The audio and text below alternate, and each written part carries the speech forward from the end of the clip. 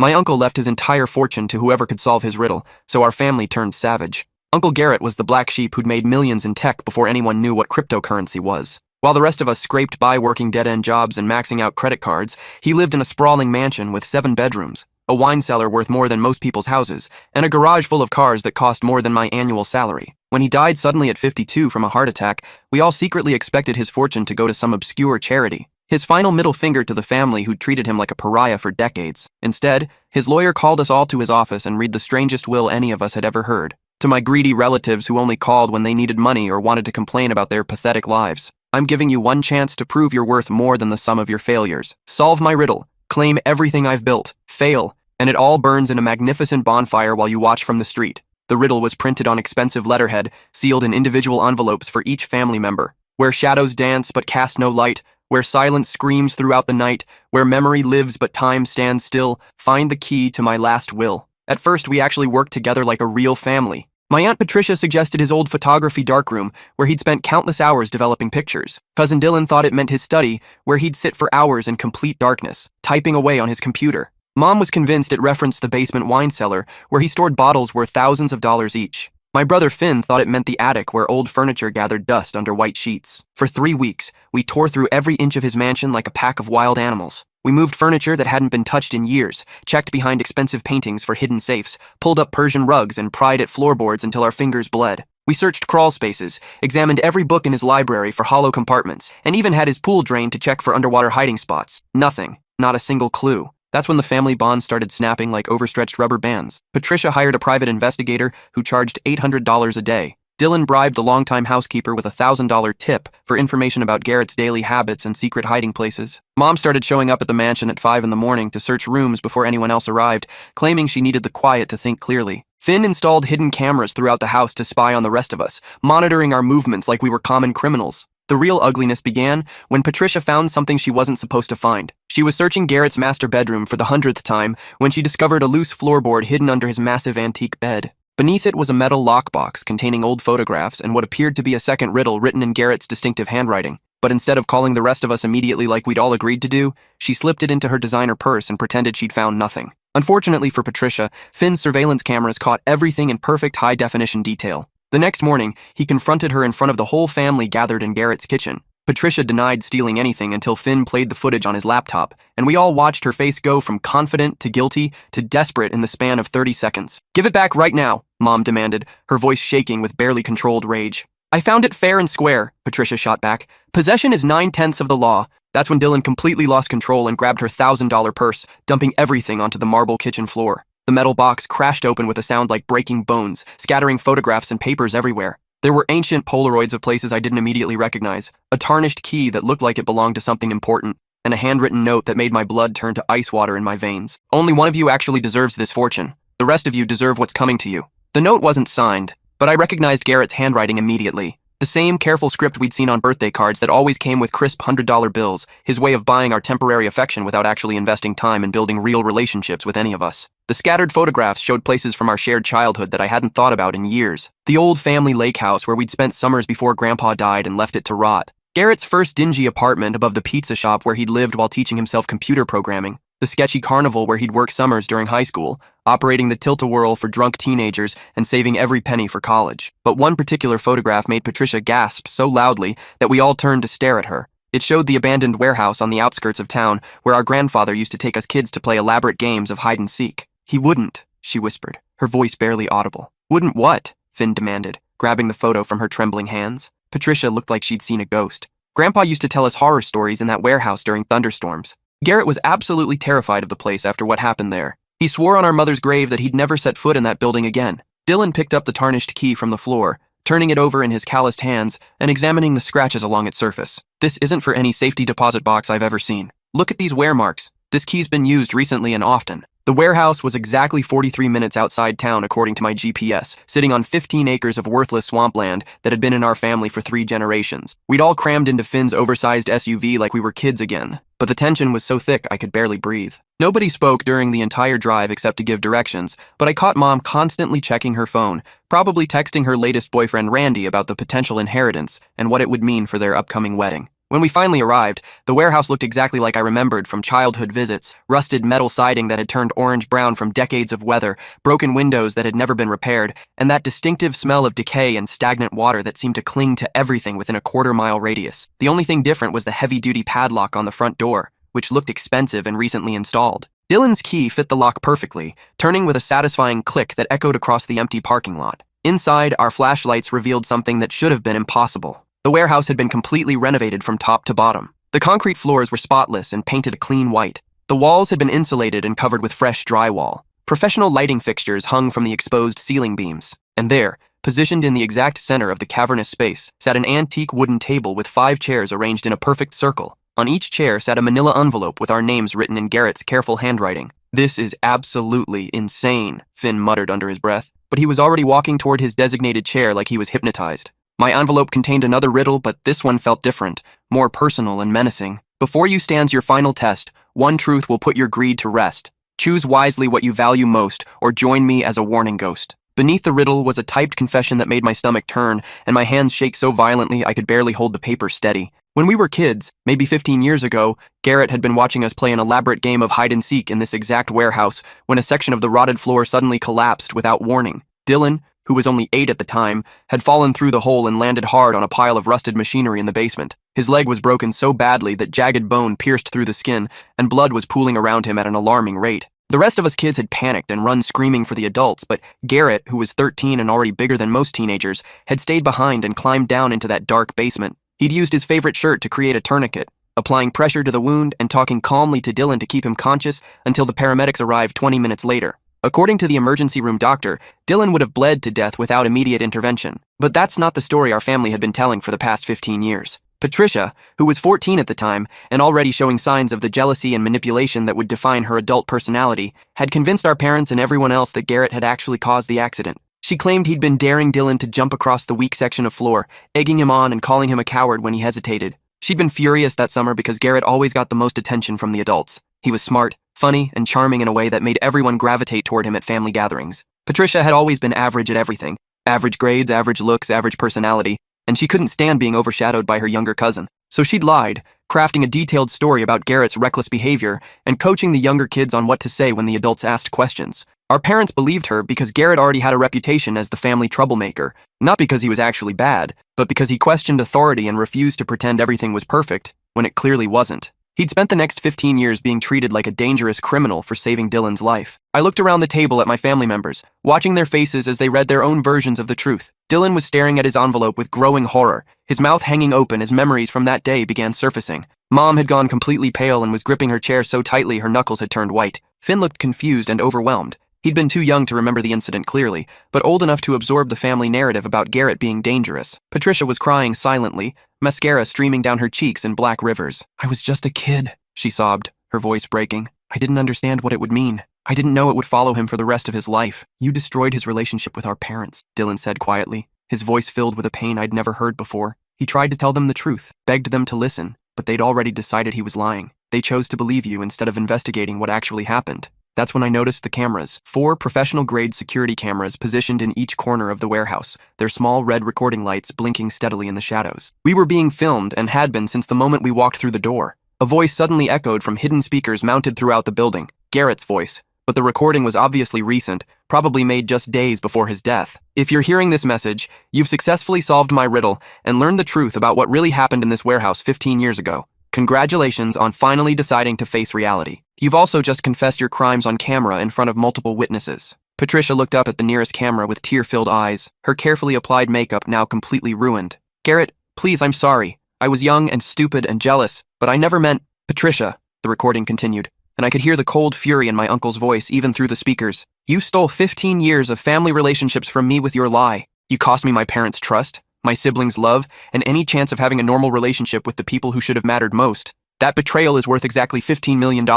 Multiple screens mounted on the walls suddenly lit up, displaying legal documents in Garrett's distinctive filing system. Patricia's name appeared as the sole beneficiary of his primary estate, but there were conditions listed in small print that made her face go even whiter. "The money comes with strings attached, dear cousin. You have exactly 1 year to publicly confess your lie to every person you told it to, starting with our parents' graves. You'll establish a foundation for falsely accused children, and you'll spend the rest of your life trying to undo the damage you caused. Fail to meet any of these conditions, and the money goes to charity while your confession video gets uploaded to every social media platform on Earth. Finn jumped up so violently that his chair toppled backward and crashed to the floor. This is complete bullshit. Patricia lied, not the rest of us. Why should we be punished for something she did? But you never questioned it, did you? The recording replied, as if Garrett had anticipated this exact reaction and prepared a response. 17 years have passed, and none of you ever bothered to ask Dylan what he actually remembered from that day. You just accepted that your brother was a monster because it was easier than admitting you might have been wrong. Dylan's envelope contained different documents entirely. A trust fund worth $2 million, but also a letter that made him break down sobbing. Dylan, Garrett's voice became softer, filled with the warmth I remembered from our childhood. I'm sorry I never had the courage to tell you the truth while I was alive. You deserve to know that someone fought for you that day. You deserve to know that you were worth saving, and that I never regretted staying behind to help you. I hope this money can buy you some of the therapy our family should have provided years ago. Mom's envelope was nearly empty, except for a single devastating sentence written on expensive letterhead. A mother who doesn't defend all her children equally doesn't deserve wealth or forgiveness. Finn's envelope contained a check for $50,000 and a note that was somehow both generous and brutal. You were 5 years old when this happened, so you're not responsible for the lie. But you're 22 now, old enough to think for yourself instead of blindly accepting family mythology. This money is for college. Learn to question everything, especially stories that make one person a hero and another person a villain. My envelope held the biggest shock of all. My dear niece, Garrett's voice continued from the speakers. You never believed Patricia's lie, did you? Not completely. He was absolutely right, and the accuracy of his observation made my skin crawl. I'd been 7 years old that day, but old enough to remember Garrett's bloody shirt and how gentle he'd been with Dylan while we waited for the ambulance. I'd also been old enough to notice the inconsistencies in Patricia's story when she told it to the adults later. I watched you struggle with that secret for years during family gatherings. I saw how it ate at you,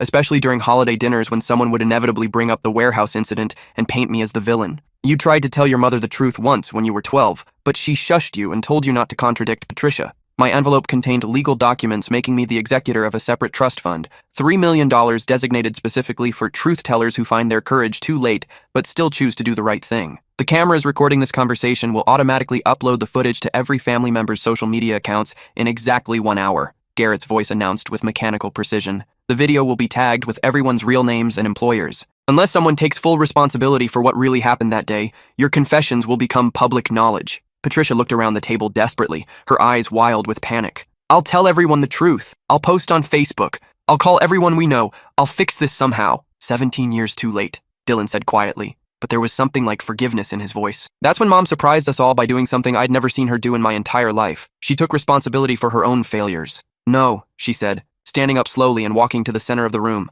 I need to take responsibility too. She positioned herself directly in front of the largest camera and looked straight into the lens with more dignity than I'd ever seen her possess. My name is Rebecca Thorne, and I failed my son in the worst possible way. When Patricia told us that Garrett caused Dylan's accident, I should have investigated further. I should have asked more questions. I should have listened to Garrett's side of the story with an open mind, instead of immediately assuming he was lying. Her voice broke, but she continued. Instead, I chose the easy story. I chose to believe that one of my sons was a hero who tried to help, and the other was a dangerous troublemaker who couldn't be trusted. I chose convenience over truth, and Garrett paid the price for my failure as a mother for the rest of his short life. The recording stopped abruptly. The cameras shut off with audible clicks. For several long minutes, the warehouse was completely silent except for the sound of Patricia's muffled sobbing and the distant hum of traffic on the highway. Then Finn started laughing. Not the sound of humor, but the kind of bitter, hollow laughter that comes when someone realizes their entire life has been built on lies and false assumptions. So what happens now? He asked, his voice cracking. Do we all just pretend this never happened and go back to our miserable lives?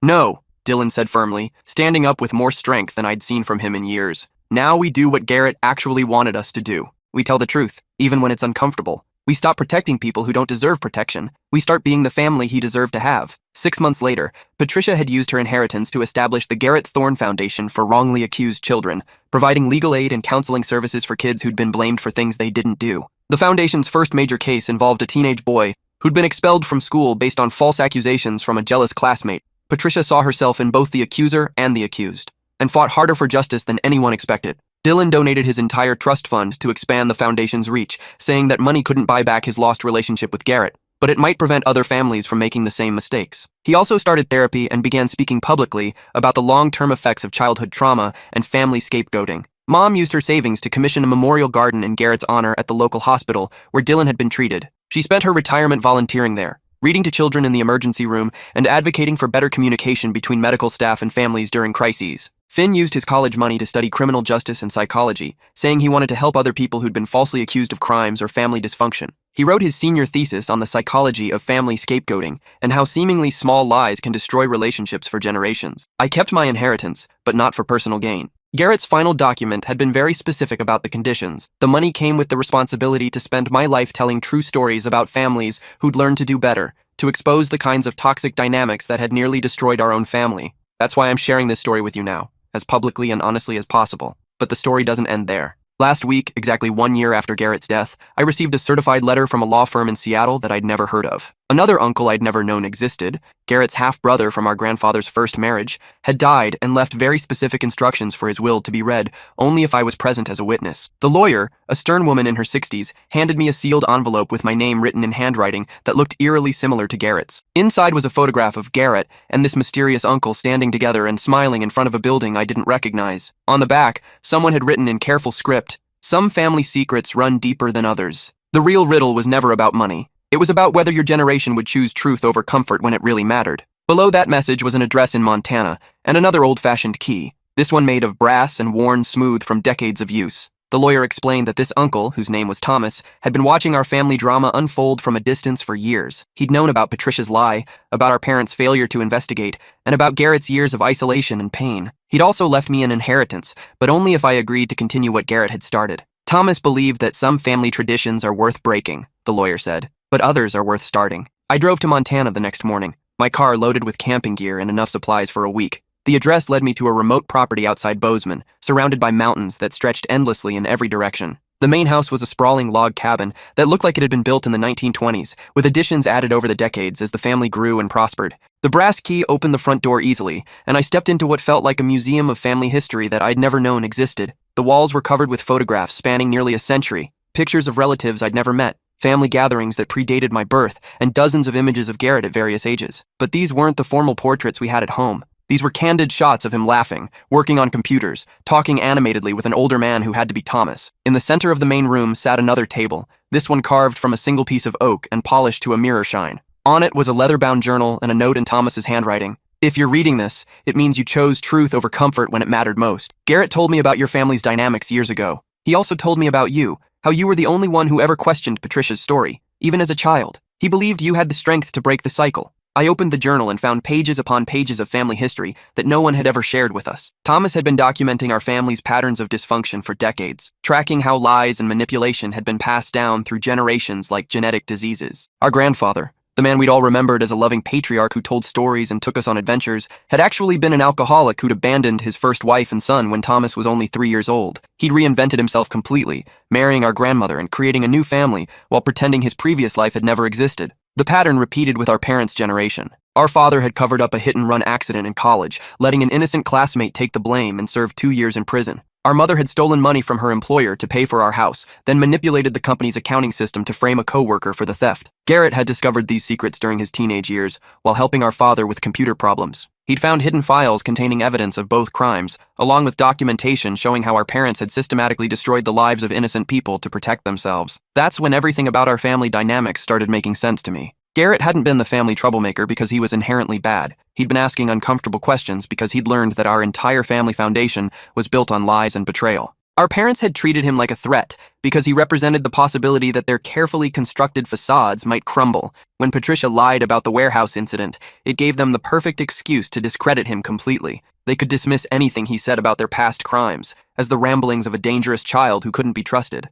Thomas's journal contained copies of legal documents proving every allegation, police reports, court transcripts, medical records, employment files, all meticulously organized and verified. He'd spent decades building an airtight case against our parents and grandparents, waiting for the right moment to expose the truth, but he'd never acted on the information. "I was a coward," his final entry read. "I had the power to clear innocent people's names and bring justice to the victims of my family's crimes. Instead, I chose silence because confronting the truth would have meant losing the only family I had left, even if that family was built on foundations of lies." At the bottom of the journal was a phone number and an instruction. "Call this number if you're ready to finish what I should have started." I dialed the number with trembling hands. A woman answered on the first ring. "Ms. Thorne, I've been expecting your call. My name is Detective Rodriguez. I worked the case your Uncle Thomas contacted us about 15 years ago. She explained that Thomas had approached the police with his evidence shortly after Garrett's warehouse incident, hoping to provide context for the family dynamics that had led to Patricia's lie. But the statute of limitations had expired on both of our parents' crimes,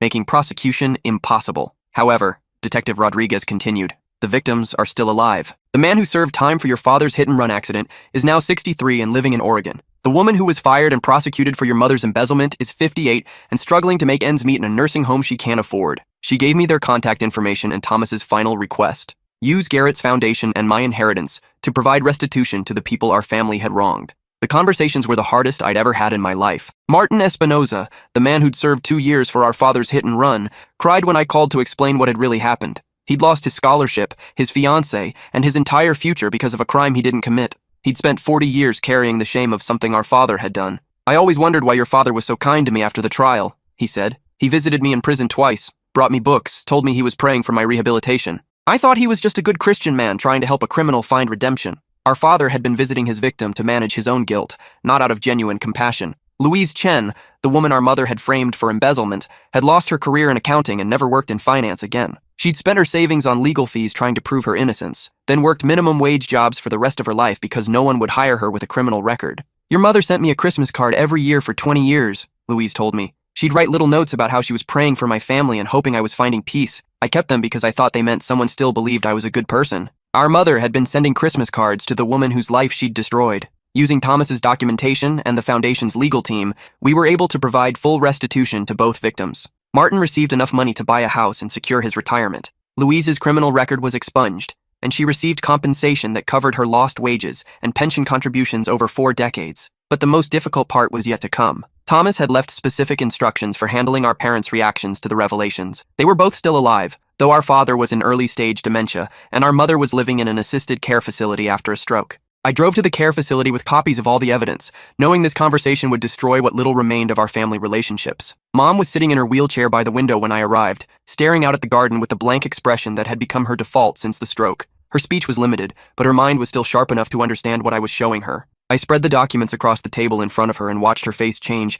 as she recognized her own handwriting on the forged accounting records. Martin, Louise, she whispered, the only 2 words she managed to speak during our entire conversation. I explained how Thomas had documented everything, how the victims had suffered for decades, and how we were using Garrett's foundation to provide restitution. I told her about the Christmas cards she'd sent to Louise, and how they'd been received by a woman who had no idea why her life had been destroyed. Mom started crying, not the gentle tears of an elderly woman, but the raw, devastating sobs of someone whose entire sense of self was crumbling. When I was finished explaining everything, she pulled a notebook from her bedside table and wrote a single sentence with her shaking left hand. Tell them I'm sorry. I left the care facility and drove straight to our father's memory care unit. Dad was in the common room, working on a jigsaw puzzle that he'd been assembling and disassembling for weeks without remembering that he'd done it before. When I showed him the police reports from his hit-and-run accident, something flickered in his eyes, a moment of clarity that pierced through the fog of dementia. Martin was a good kid, he said suddenly, his voice stronger than it had been in months. He didn't deserve what happened to him. For just a few minutes, my father remembered everything. He told me about the night of the accident,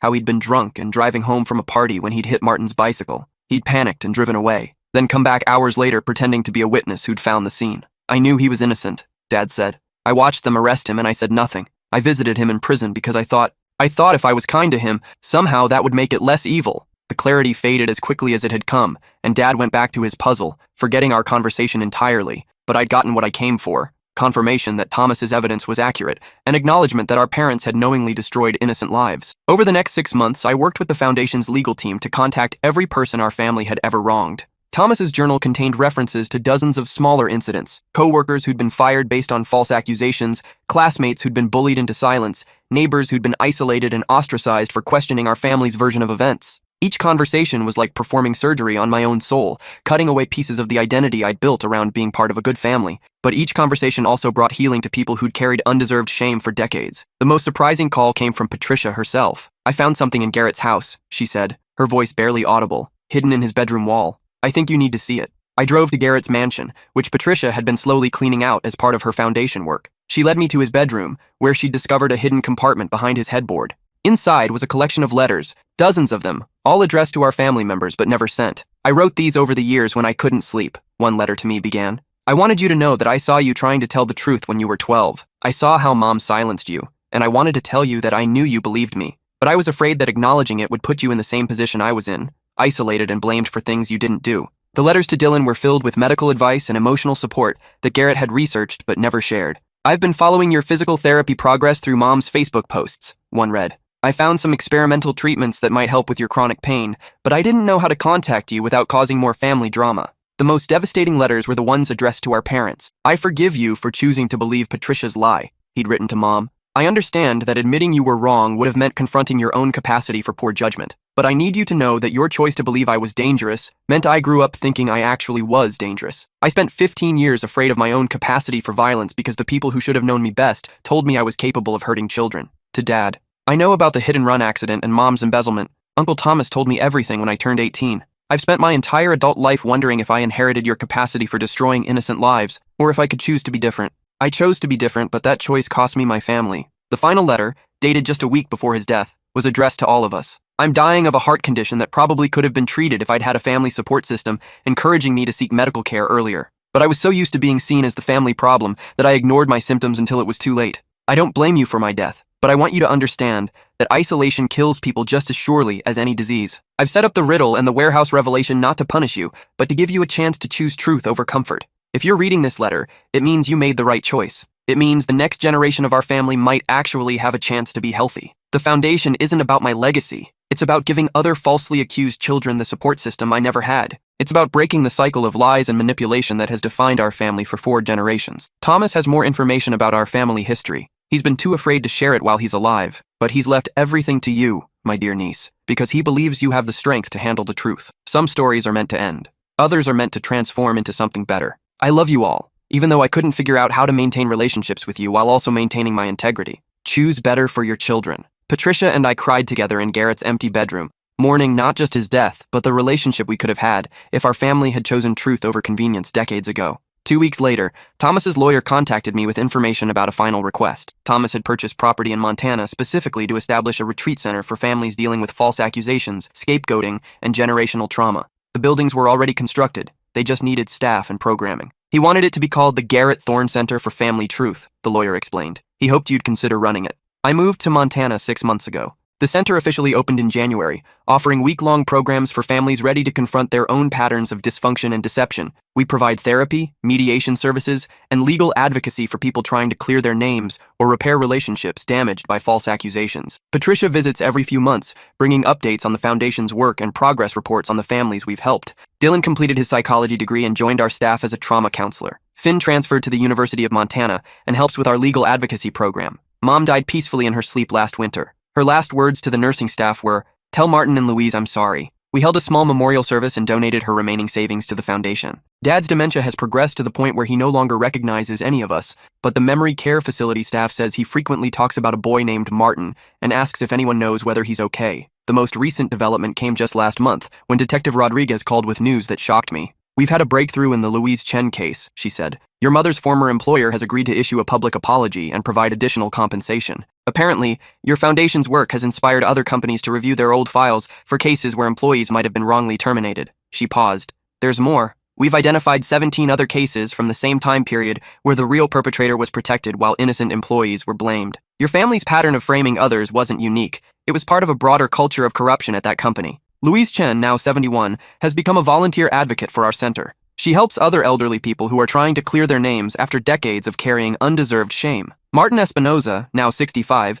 used his restitution money to establish a scholarship fund for formerly incarcerated people trying to rebuild their lives. He calls it the Second Chance Foundation, and he visits our center annually to speak with families about the long-term effects of false accusations. "The hardest part wasn't the prison time," he tells our guests. "It was the 40 years afterward. Always wondering if people could see the criminal record when they looked at me. Always feeling like I had to work twice as hard to prove I was worthy of basic human dignity." Both Martin and Louise have said that learning the truth about what happened to them, even decades later, was more healing than any therapy or compensation we could provide. Last week, I received another mysterious envelope, this time delivered by hand to the center's front desk. Inside was a photograph of a young girl I didn't recognize, standing in front of a house that looked familiar but which I couldn't quite place. On the back was written, "Garrett had a daughter. Her name is Emma. She's 22 now, and she's been waiting her entire life to meet her family. She's also been waiting for someone to tell her the truth about why her father never contacted her." Below that was an address in Portland and a phone number. "I'm driving to Portland tomorrow morning. Some family stories never really end. They just reveal new chapters when you're finally ready to handle the truth." Emma answered the phone on the first ring.